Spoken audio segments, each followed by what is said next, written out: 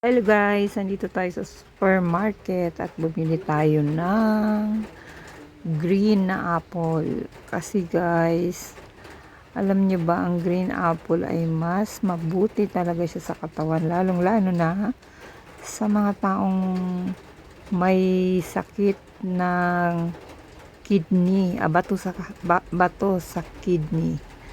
Napaka-effective nito guys kasi may prueba talaga kaming kakilala at ito yung kanyang kinakain. Nailabas niya yung bato niya sa kidney without operation na.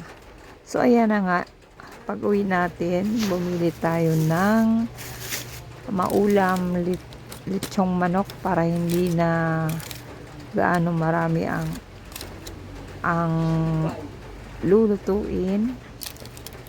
At ayan, kakain na tayo.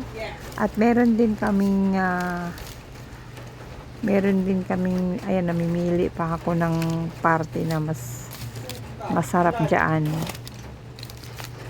Ayan, ay nakapili na tayo ng masarap na party ng lechon manok. So ayan na nga guys, meron din pala tayo ditong tokwa na ayan, parang sisling siya ang pagkagawa. Ayan, nilalagyan na ng mayonnaise. Ayan, napakasimple lang lutuin yan.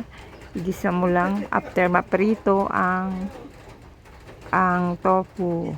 Yun, igisa mo, slicein, igisa ng bawang sibuyas, oyster sauce. Ayan na, pagkatapos ng kumain, may dessert tayo na ice cream, avocado flavor. So, ayan guys, enjoy after kain, chill. Ayan, masarap mag-dessert ng ice cream. Pero, ingat lang din pag moderately lang ang kain. So, hanggang dito na lang.